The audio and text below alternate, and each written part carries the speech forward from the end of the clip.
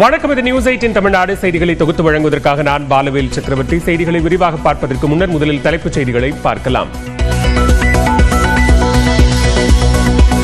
டெல்லியில் பிரதமர் மோடியை சந்தித்த தமிழக பாஜக தலைவர் நயினார் நாகேந்திரன் திமுகவை வீழ்த்தி தமிழ்நாட்டில் தேசிய ஜனநாயக கூட்டணி ஆட்சியை பிடிக்க வேண்டும் என்று நயினார் நாகேந்திரனிடம் மோடி கூறியதாக தகவல். அதிமுக இணைப்பு குறித்து நயினார் நாகேந்திரனிடம் பேசிய அமித்ஷா, கூட்டணியில் டிடிவி தினகரன், சசிகலா, இபிஎஸ் உள்ளிட்டோர் இணைந்து செயல்பட்டால் எளிதில் வெற்றி பெறலாம் என அறிவுறுத்தியதாகவும் தகவல்.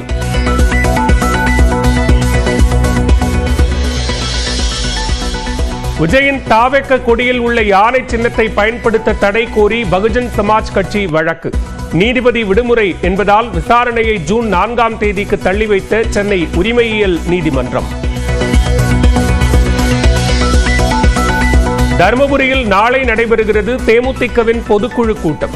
விஜயகாந்தின் போட்டோ முன் ஆசீர்வாதம் பெற்று புறப்பட்ட பொதுச் செயலாளர் பிரேமலதா, சுதீஷ் மற்றும் விஜயபிரபாகரன். ரம்ஜானுக்கு ஏழைகளுக்கு உணவு வழங்கிய போது அநாகரிகமாக நடந்து கொண்ட விவகாரம். தனது செயல் மிகவும் தவறு என்று வீடியோ வெளியிட்ட யூடியூபர் இர்பான்.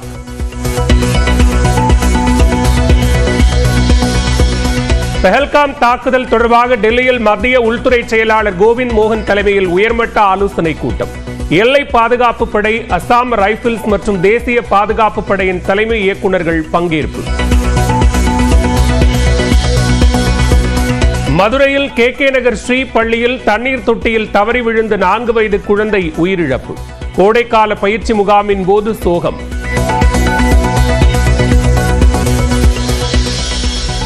மதுரையில் தண்ணீர் தொட்டியில் தவறி விழுந்து குழந்தை உயிரிழந்த விவகாரத்தில் தனியார் பள்ளிக்கு சீல்.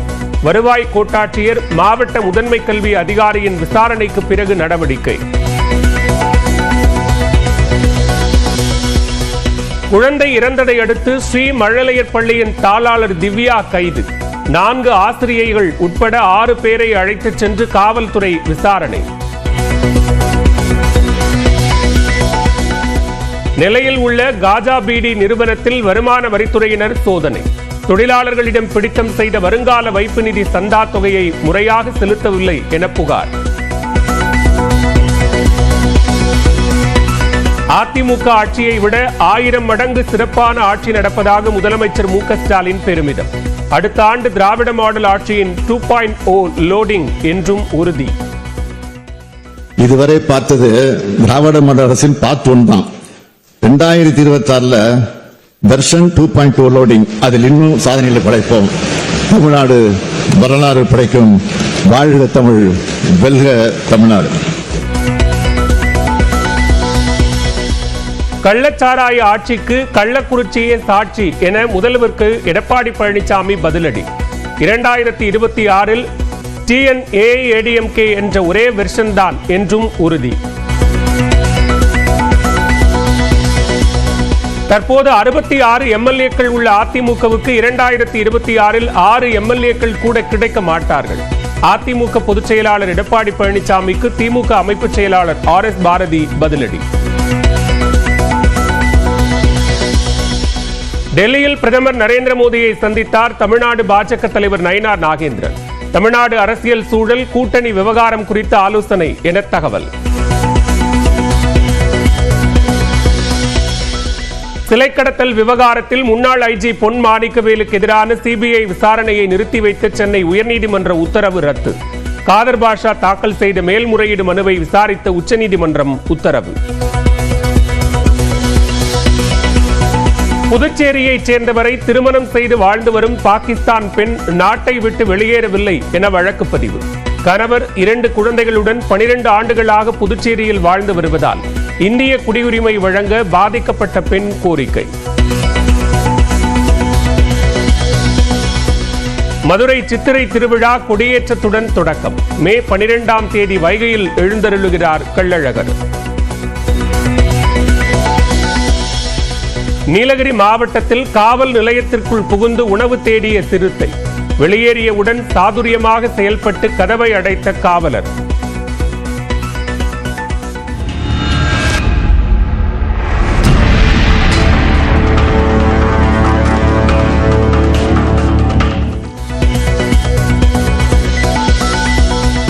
கனடா பொதுத் தேர்தலில் லிபரல் கட்சி வெற்றி, மீண்டும் பிரதமராகிறார் மார்க் கார்னி.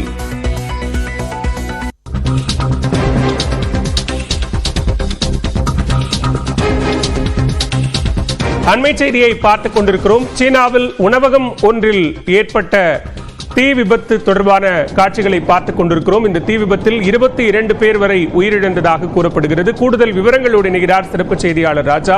ராஜா, விவரங்கள். வணக்கம் பாலவேல். சைனாவின் லியோனிங் அப்படிங்கிற ஒரு மாகாணத்துல லியோயாங் அப்படிங்கிற ஒரு நகரத்துல ஒரு தீ விபத்தானது நேரிட்டிருக்கிறது. இந்த தீ விபத்தில் 22 பேர் சம்பவ இடத்திலேயே பரிதாபமாக உயிரிழந்திருக்கின்றனர். இந்த லியோனிங் நகரம் என்பது வடகொரியாவை ஒட்டிய பகுதியாக இருக்கிறது. இங்கு அதிக அளவிலான சுற்றுலா பயணிகள் அடிக்கடி வந்து செல்லும் ஒரு பகுதியாகும். இந்த பகுதியில் ஒரு உணவகத்தில் ஏற்பட்ட தீ விபத்தில் 22 பேர் சம்பவ இடத்திலேயே உயிரிழந்திருக்கின்றனர். 3 பேரின் நிலைமை கவலைக்கிடமாக இருப்பதாக கூறப்படுகிறது.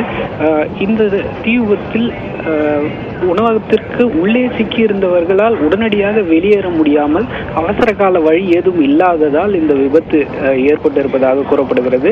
22 தீயணைப்பு வாகனங்கள் மற்றும் 85 தீயணைப்பு வீரர்கள் இந்த சம்பவ இடத்துக்கு சென்றிருக்கின்றனர். எனினும் 22 பேர் உடல் கருகி பரிதாபமாக உயிரிழந்திருக்கின்றனர். பாலவேல், விவரங்களுக்கு நன்றி ராஜா.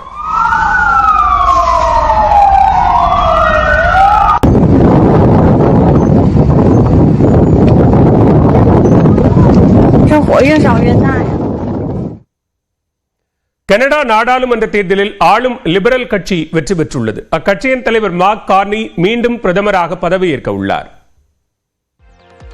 கனடா நாடாளுமன்றத்திற்கு 5 ஆண்டுகளுக்கு ஒருமுறை தேர்தல் நடைபெறுவது வழக்கம். தற்போதைய நாடாளுமன்றத்தின் ஆயுட்காலம் அக்டோபர் மாதம் வரையில் உள்ளது. ஆனால் பணவீக்கம், பொருளாதார சுணக்கம், இந்தியாவுடனான மோதல் உள்ளிட்ட காரணங்களால் பிரதமராக இருந்த ஜஸ்டின் ட்ரூடோ கடந்த ஜனவரி மாதம் ராஜினாமா செய்தார். பின்னர் பிரதமராக பதவியேற்ற மார்க் கார்னி முன்கூட்டியே தேர்தலை அறிவித்தார். இதன்படி திங்கட்கிழமை நடைபெற்ற தேர்தலின் வாக்குகள் எண்ணப்பட்டு முடிவுகள் அறிவிக்கப்பட்டுள்ளன. இதில் மார்க் கார்னி தலைமையிலான லிபரல் கட்சி 165 இடங்களை பெற்றுள்ளது. பெரும்பான்மைக்கு தேவையான 172 இடங்களில் வெற்றி பெறாவிட்டாலும் அதிக இடங்களை பிடித்த கட்சியாக லிபரல் கட்சி உள்ளது. லிபரல் கட்சிக்கு பெரும் நெருக்கடி கொடுத்த கன்சர்வேட்டிவ் கட்சி 145 இடங்களில் வெற்றி வாகை சூடி உள்ளது. இதன் மூலம் மார்க் கார்னி மீண்டும் பிரதமராக பதவியேற்க உள்ளார். வெற்றி கூட்டத்தில் பேசிய மார்க் கார்னி, கனடா நாட்டு மக்களின் ஒற்றுமையை குலைக்க நினைக்கும் அமெரிக்க அதிபர் டிரம்பின் எண்ணம் நிறைவேறாது என கூறினார். President Trump is trying to break us so that America can own us. That will never ever happen.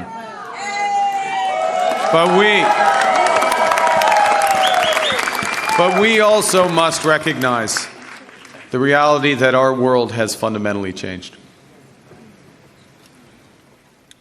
There is also, for me, as I stand before you this evening, humility in recognizing that, well, many have chosen to place your trust in me. Justin Trudeau பிரதமராக இருந்தபோது நடந்த கருத்து கணிப்பில் ஆளும் liberal கட்சி conservative கட்சியை விட 20% குறைவான ஆதரவை பெற்றிருந்தது. அமெரிக்க அதிபராக ட்ரம்ப் பதவியேற்ற பின் கனடாவை அமெரிக்காவின் 51வது மாகாணமாக இணைத்துக் கொள்வேன் என அறிவித்தார். அப்போது பிரதமராக பதவியேற்ற மார்க் கார்னி ட்ரம்புக்கு கடும் எதிர்ப்புகளை பதிவு செய்து வந்தார். இதனால் கருத்து கணிப்பில் பின்தங்கிய கார்னி 2 மாதங்களில் எழுச்சி பெற்று தேர்தலில் தனது கட்சியை வெற்றி பாதைக்கு அழைத்து சென்றுள்ளார்.